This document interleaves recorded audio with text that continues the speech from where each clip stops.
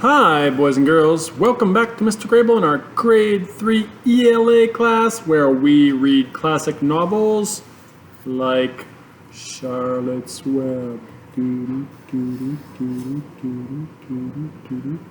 Yes, today we are reading Chapter 19, an exciting chapter, one of the best ones in the whole book, getting closer to the end. The Egg Sack. Here we go.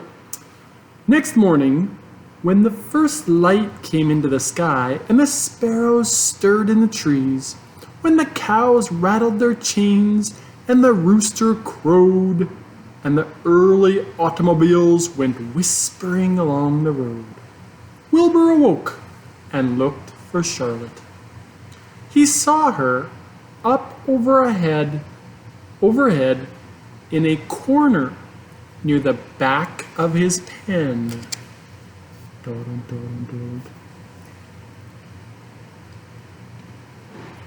She was very quiet.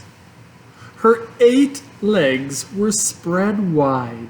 She seemed to have shrunk during the night. Next to her, attached to the ceiling, Wilbur saw a curious object. It was a sort of sack or cocoon. It was peach colored and looked as though it were made of cotton candy. "Are you awake, Charlotte?" he said softly. "Yes," came the answer. "What is that nifty little thing? Did you make it?" "I did indeed," replied Charlotte in a weak voice. "Is it a plaything?" "Plaything? I should hope not.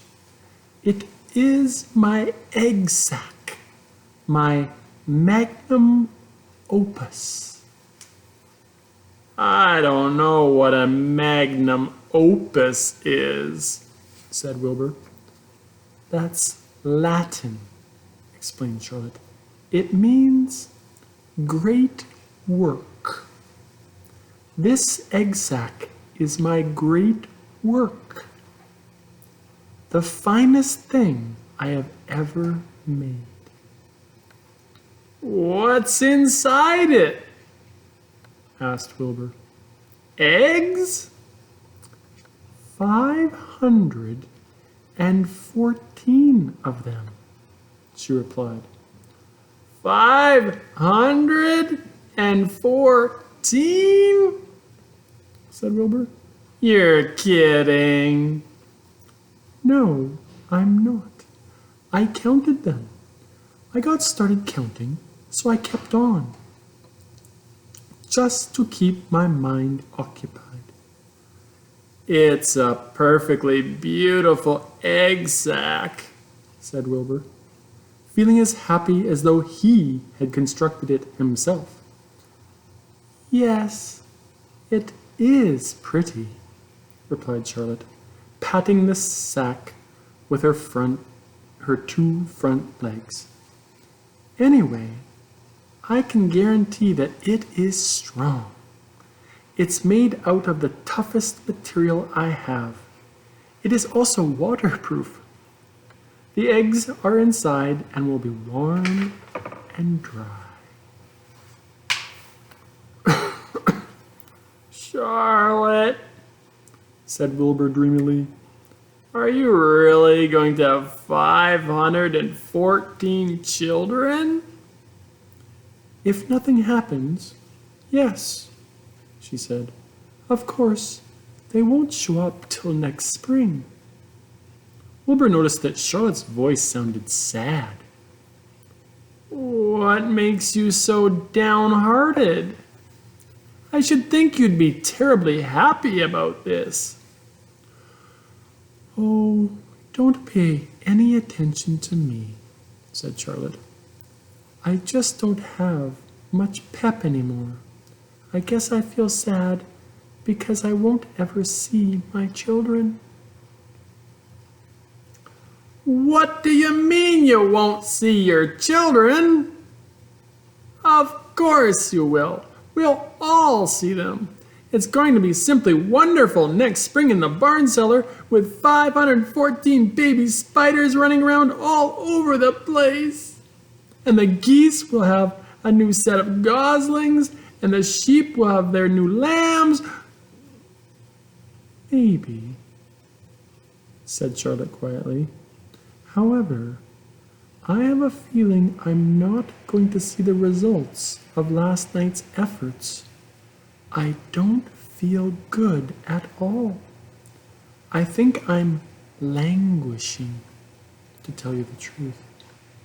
Wilbur didn't understand the word languish, and he hated to bother Charlotte by asking her to explain, but he was so worried he felt he had to ask. What does languishing mean? It means I'm slowing up, feeling my age. I'm not young anymore, Wilbur. But I don't want you to worry about me. This is your big day today. Look at my web. Doesn't it show up well with the dew on it? Charlotte's web never looked more beautiful than it looked this morning. Each strand held dozens of bright drops of early morning dew. The light from the east struck it and made it all plain and clear. It was a perfect piece of designing and building. In another hour or two, a steady stream of people would pass by, admiring it and reading it and looking at Wilbur and marveling at the miracle. As Wilbur was studying the web, a pair of whiskers and a sharp face appeared. Slowly, Templeton dragged himself across the pen and threw himself down in the corner. I'm back, he said in a husky voice. What a night! The rat was swollen to twice his normal size. His stomach was as big around as a jelly jar. What a night, he repeated hoarsely. What feasting and carousing, a real gorge. I must have eaten the remains of 30 lunches. Never have I seen such leavings, and everything well ripened and seasoned with the passage of time and the heat of the day. Oh, it was rich, my friends, rich. You ought to be ashamed of yourself, said Charlotte in disgust. It would serve you right if you had an acute attack of indigestion. Don't worry about my stomach, snarled Templeton. It can handle anything. And by the way, I've got some bad news. As I came past that pig next door, the one that calls himself Uncle, I noticed a blue tag on the front of his pen. That means he won first prize. I guess you're licked, Wlibur. You might as well relax. Nobody is going to hang any medal on you. Furthermore, I wouldn't be surprised if Zuckerman changes his mind about you. Wait till he gets hankering for some fresh pork and smoked ham and crisp bacon. He'll take a knife to you, my boy. Be still, Templeton, said Charlotte. You're too stuffed and bloated to know what you're saying. Don't pay any attention to him, Wilbur. Wilbur tried not to think about what the rat had just said. He decided to change the subject. Templeton, said Wlibur, if you weren't so dopey, you would have noticed that Charlotte has made an egg sack. She is going to become a mother. For your information, there are 514 eggs in that peachy little sack. Is this true? Asked the rat, eyeing the sack suspiciously. Yes, it's true, sighed Charlotte. Congratulations, murmured Templeton. This has been a night. He closed his eyes, pulled some straw over himself, and dropped off into a deep sleep. Wlibur and Charlotte were glad to be rid of him for a while. At 9 o'clock, Mr. Arable's truck rolled into the fairgrounds and came to a stop at Wlibur's pen. Everybody climbed out. Look, said Fern. Look at Charlotte's web. Look what it says. The grown-ups and the children joined hands and stood there studying the new sign. Humble, said Mr. Zuckerman. Now isn't that just the word for Wlibur? Everyone rejoiced to find that the miracle of the web had been repeated. Wlibur gazed up lovingly into their faces. He looked very humble and very grateful. Fern winked at Charlotte. Lurvy soon got busy. He poured a bucket of warm slops into the trough, and while Wlibur ate his breakfast, Lurvy scratched him gently with a smooth stick. Wait a minute, cried Avery. Look at this! He pointed to the blue tag on Uncle's pen. This pig has won first prize already. The Zuckermans and the Arables stared at the tag. Mrs. Zuckerman began to cry. Nobody said a word. They just stared at the tag. Then they stared at Uncle. Then they stared at the tag again. Lurvy took out an enormous handkerchief and blew his nose very loud. So loud, in fact, that the noise was heard by stable boys over at the horse barn. Can I have some money? Asked Fern. I want to go out on the midway. You stay right where you are, said her mother. Tears came to Fern's eyes. What's everybody crying about? Asked Mr. Zuckerman. Let's get busy. Edith, bring the buttermilk. Mrs. Zuckerman wiped her eyes with her handkerchief. She went to the truck and came back with a gallon jar of buttermilk. Bath time, said Zuckerman cheerfully. He and Mrs. Zuckerman and Avery climbed into Wlibur's pen, and Avery slowly poured buttermilk on Wlibur's head and back. And as it trickled down his sides and cheeks, Mr. and Mrs. Zuckerman rubbed it into his hair and skin. Passersby stopped to watch. Pretty soon, quite a crowd had gathered. Wlibur grew beautifully white and smooth. The morning sun shone through his pink ears. He isn't as big as that pig next door, remarked one bystander. But he's cleaner. That's what I like. So do I, said another man. He's humble too, said a woman, reading the sign on the web. Everybody who visited the pig pen had a good word to say about Wlibur. Everyone admired the web, and of course, nobody noticed Charlotte. Attention, please! Suddenly, a voice was heard on the loudspeaker. Attention, please, it said. Will Mr. Homer Zuckerman bring his famous pig to the judge's booth in front of the grandstand? A special award will be made there in 20 minutes. Everyone is invited to attend. Crate your pig, please, Mr. Zuckerman, and report to the judge's booth promptly.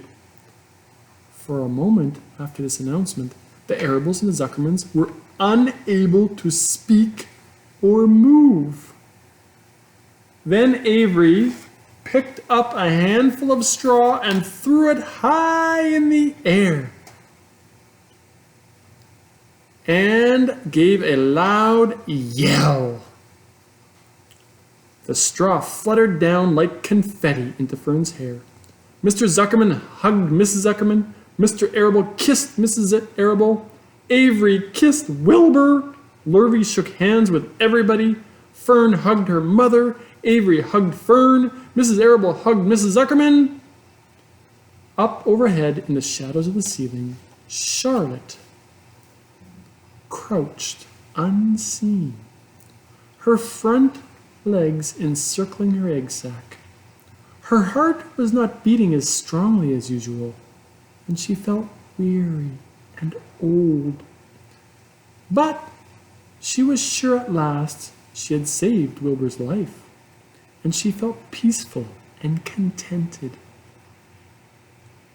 "We have no time to lose!" shouted Mr. Zuckerman. "Lurvy, help with the crate!" "Can I have some money?" asked Fern. "You wait," said Mrs. Arable. "Can't you see everybody is busy?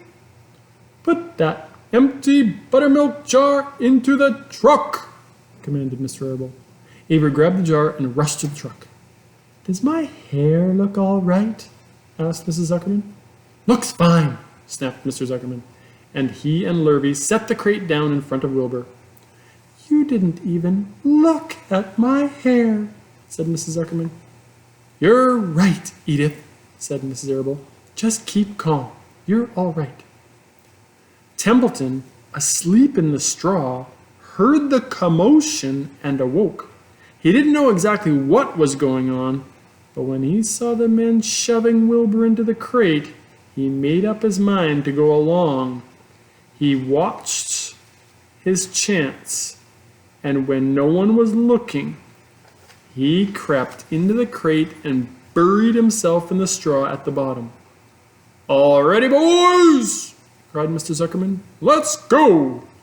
He and Mr. Arable and Lurvy and Avery grabbed the crate and boosted it over the side of the pen and up into the truck. Fern jumped aboard and sat on top of the crate. She still had straw in her hair and looked very pretty and excited. Mr. Arable started the motor. Everyone climbed in, and off they drove to the judge's booth in front of the grandstand. As they passed the Ferris wheel, Fern gazed up at it and wished she were in the topmost car with Henry Fussy at her side. Thanks for listening. Bye-bye.